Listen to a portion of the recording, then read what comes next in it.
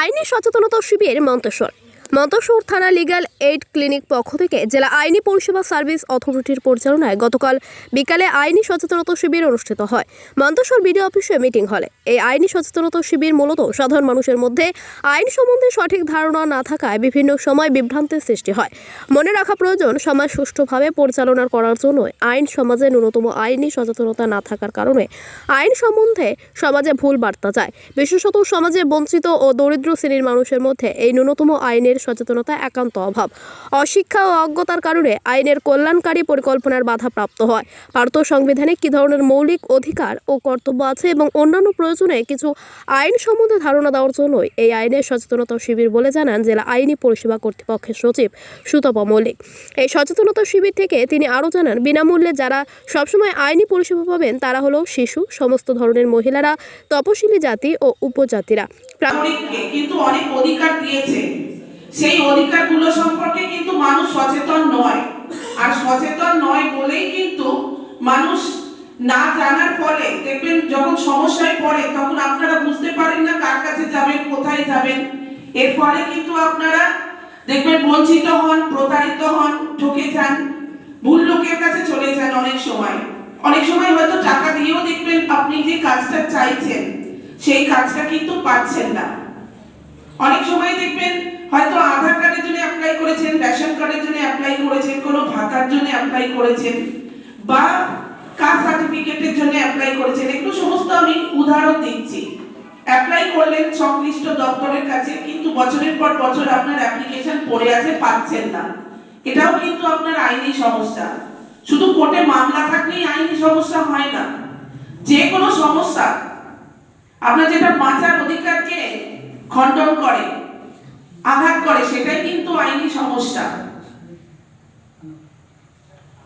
তো এই জন্যই আপনাদের কাছে আসা, আপনাদেরকে কিছু বিষয়ে সচেতন করবো যাতে আপনাদেরই পরবর্তীকালে কাজে লাগে।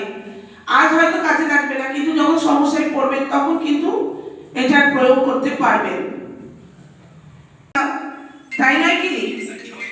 ভাগাভাগি নিয়ে সমস্যা, ভাগ দেওয়া নিয়ে সমস্যা, সম্পত্তি বিক্রি করা নিয়ে সমস্যা, দান করা নিয়ে সমস্যা, তারপরে অনেক সময় সমস্যা থাকে প্রতিবেশীদের সাথে, দেখবেন অনেক সময় সম্পত্তিগত সমস্যা, তারপরে অনেক সময় কিন্তু বিভিন্ন রকম ইগো সমস্যা থাকতে পারে। সেইটা থেকে দেখবেন মামলা, মারপিট, মকদ্দমা বিভিন্ন রকম হতে পারে। ব্যাংকের সাথে সমস্যা থাকতে পারে। অনেকে দেখবেন এই স্বনির্ভর গোষ্ঠী যে লোন নিয়ে আপনারা লোন পরিশোধ করতে পারেন না ব্যাংকে টাইমে, ব্যাংক তখন মামলা করেন।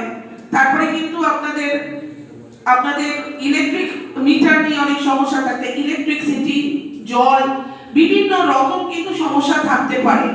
যে কোনো সমস্যারই কিন্তু সমাধান আছে, আইনি একটা সমাধান কিন্তু আছে। এগুলো কিন্তু আইনি যেহেতু সমস্যা, আইনি সমাধানও কিন্তু আছে। এইবার একজন বড় লোক যার কিনা টাকা আছে, টাকা পয়সা ভালো রকম আছে, সে যদি যে কোনো সমস্যায় পড়ে আর যেখানে কোনো পরামর্শ নেবার প্রয়োজন পড়ে, যদি আইনি সমস্যায় পড়ে কোনো আইনি পরামর্শ নেবার প্রয়োজন পড়ে, সে কি করবে বলুন তো? আগে কোথায় যাবে? কোথায় যাবে? একদম আপনারা বলতে পারছেন না। সে যেহেতু তার পয়সা আছে, সে কিন্তু একজন অ্যাডভোকেট ভাড়া করে নিতে পারবে। আর অ্যাডভোকেট তো বিনা পয়সায় কাজ করবে না। আপনি একটা সামান্য পরামর্শ নিতে চান, ৫,০০০, ১০,০০০, যে যেরকম স্ট্যাটাস অনুযায়ী সে কিন্তু আপনার থেকে নিয়ে নেবে। একবার যাবেন, একবারে এক রকম টাকা নিয়ে নেবে। কিন্তু গরিব মানুষ যাদের টাকা নেই, তাহলে তাদের কি ন্যায় বিচার পাওয়ার অধিকার নেই?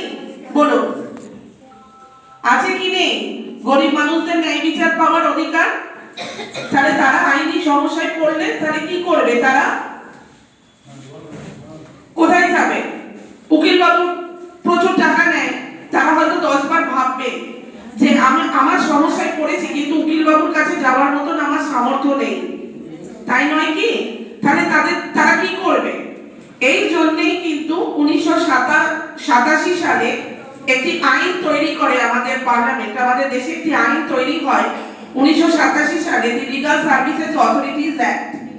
এই লিগাল সার্ভিসেস অথরিটি অ্যাক্টের আওতায়, মানে এটা একটি আইনের নাম বললাম, এই আইনের আওতায় কিন্তু দি ডিস্ট্রিক্ট লিগাল সার্ভিস অথরিটির জন্ম হয়েছিল, মানে জেলা আইনি পরিষেবা কর্তৃপক্ষ। প্রত্যেকটা ডিস্ট্রিক্টেই কিন্তু জেলা আইনি পরিষেবা কর্তৃপক্ষ আছে। এসে প্রস্তাব দিল, বিয়ের প্রস্তাব, বাড়ি থেকে আপনারা একটা মেয়েকে আপনারা তার হাতে দিয়ে দিলেন। অনেক সময় গরিব ঘরে হয় কি, কাজের লোক দেখিয়ে যে বাইরে বোম্বেতে কাজের সুযোগ আছে, ব্যাঙ্গালোরে কাজের সুযোগ আছে, চল এই মেয়েটিকে দিয়ে বড় বাবুর বাড়িতে কাজে লাগিয়ে দেবো, মোটা টাকা মাইনে পাবে। আপনারা কি ভাবেন যে আমাদের সংসারটা বাঁচবে? হঠাৎ তাকে না বিশ্বাস করেই কিন্তু পাঠিয়ে দেন। এবার কোথায় পাঠিয়ে দিলেন আপনি কিন্তু জানেন না। পরবর্তীতে দেখা যায় যে যার হাত ধরে পাঠিয়ে দিলেন সে কিন্তু হয়তো মেয়েটাকে বিক্রি করে দিয়েছে, কোনো পতিতালয়ে বিক্রি করে দিয়েছে। যখন আপনি বুঝতে পারলেন যে মেয়েটি দীর্ঘদিন ধরে আর যোগাযোগ রাখছে না, ফোনে তাকে পাচ্ছেন না, পুলিশের কাছে যখন গেলেন, পুলিশ কিন্তু আস্তে আস্তে হয়তো যখন ইনভেস্টিগেশন করে জানতে পারলো, তখন কিন্তু দেখবেন অনেক কিন্তু দেরি হয়ে গেছে। আপনাদের এই ঘটনাগুলো বলছি, এগুলো কিন্তু সবটাই সমাজে ঘটছে, এবং মেয়েটি কোনো সময় উদ্ধার হয় সেই অন্ধকার জগৎ থেকে, বা অনেক সময় কিন্তু উদ্ধার হয় না।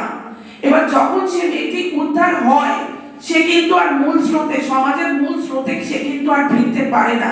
সমাজ কিন্তু সেই তাকে সম্মানটা দেয় না। তাতে কি হয়, তার মানসিক সে রোগগ্রস্ত হয়ে পড়ে।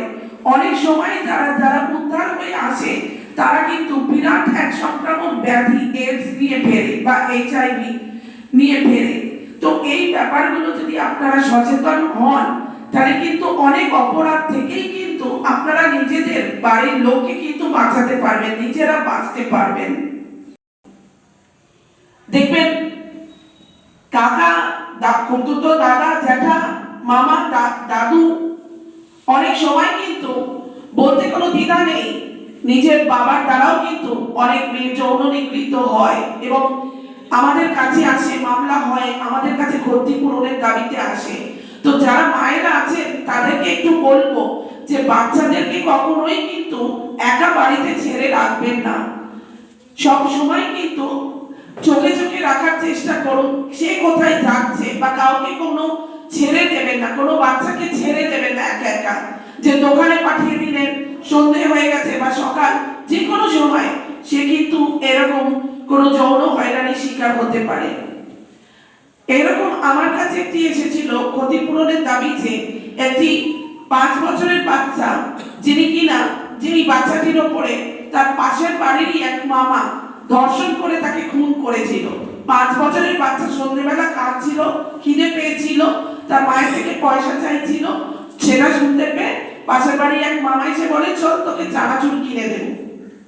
চানাচুর কিনে দেবার নাম করে সে নিয়ে চলে গেল।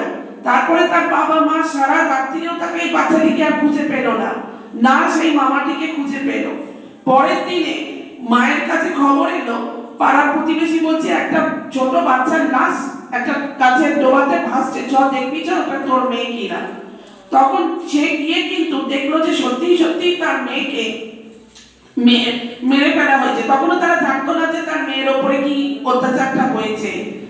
পরে যখন পোস্টমর্টমে গেল, তখন দেখা গেল যে সেই বাচ্চা মেয়েটিকে প্রথমে বেশ কয়েকবার ওই মামা ধর্ষণ করে, তারপরে গলা টিপে ইট চাপা দিয়ে ওই জলের মধ্যে তাকে ডুবিয়ে দিয়েছিল। কিন্তু দেখুন, যিনি মৃত, আস্তে আস্তে তো ফুলতে শুরু করে বডিটা, তখন ওপর দিকে ভেসে ওঠে, বা জল না পেলে তো ইটগুলো পড়ে যাবেই, তাই না? তখন তাই সেই রকমই হয়েছে, বাচ্চাটি ওপর দিকে এসেছে, বাচ্চাটিকে পাওয়া গেছে। তো সেটাই বলছিলাম যে কোনো বাচ্চাকেই একা ফেলে চলে যাবে না। একটা 6 মাসের শিশুও কিন্তু আমার কাছে এসেছে ক্ষতিপূরণের দাবিতে, একজন 6 মাসের বাচ্চাকেও কিন্তু ধর্ষিত হতে হয়েছে। একটি আদিবাসী সম্প্রদায়ের বাচ্চা, তার বাবা মা দুজনেই মাঠে কাজ করে, খুব দূরে নয়, কাছেই মাঠে কাজ করতে গেছে বাবা মা। আর ওই কুড়ে ঘরের সামনে একটি খাটিয়াতে বাচ্চাটিকে শুইয়ে তারা কাজ করতে গেছে। পাশের বাড়ির কোনো একজন তার উপরে এই কাজটি করে। প্রাকৃতিক দুর্যোগে শিল্পক্ষেত্রে বিপর্যয়ের শিকার, কারাগার হেফাজতে আছে এমন ব্যক্তিরা সহ বিভিন্ন ধরনের অবহেলিত মানুষেরা বিনামূল্যে আইনি পরিষেবা পাওয়া যাবে। শিশু, মহিলা, তারপরে তপশিলা জাতি, উপজাতি এবং কিভাবে যারা পরিষেবা উকিলের পাবেন কাছে তা নিয়ে গেলে আলোচনা অনেক করা হয়। টাকা লাগে। এখানে উপস্থিত ছিলেন জেলা আইনি পরিষেবা কর্তৃপক্ষের সচিব। দেখুন, আমরা ডিস্ট্রিক্ট লিগাল সার্ভিস অথরিটির পক্ষ থেকে পূর্ব বর্ধমান জজ কোর্ট তার পক্ষ থেকে আমরা এখানে এসেছিলাম একটি লিগাল অ্যাওয়ারনেস প্রোগ্রামে পার্টিসিপেট করতে। এটি আমরা মন্তেশ্বর থানার সাহায্যে এই লিগাল অ্যাওয়ারনেস ক্যাম্পটি আমরা আয়োজন করেছিলাম। এই ক্যাম্পে কি কি আলোচনা হলো, কি কি সচেতনতা করা হলো? আপনারা তো শুনলেনই কি কি আলোচনা হলো।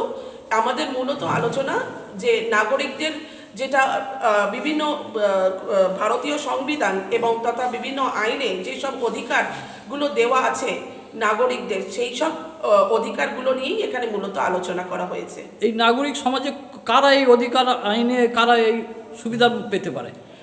দেখুন, যে যারা নিখরচায় যারা পেতে পারেন তারা হচ্ছে এক শিশু, এক মহিলা যাদের বার্ষিক আয় 1 লক্ষ টাকার নিচে, শিল্প শ্রমিক পেতে পারেন, প্রতিবন্ধী মানুষজন যারা শারীরিক এবং মানসিক প্রতিবন্ধী, যারা জেলে বন্দি আসামি, যারা প্রাকৃতিক দুর্যোগে বা দুর্বিপাকের শিকার হয়েছেন, এনারাই কিন্তু নিখরচায় আইনি পরিষেবা পেতে পারেন।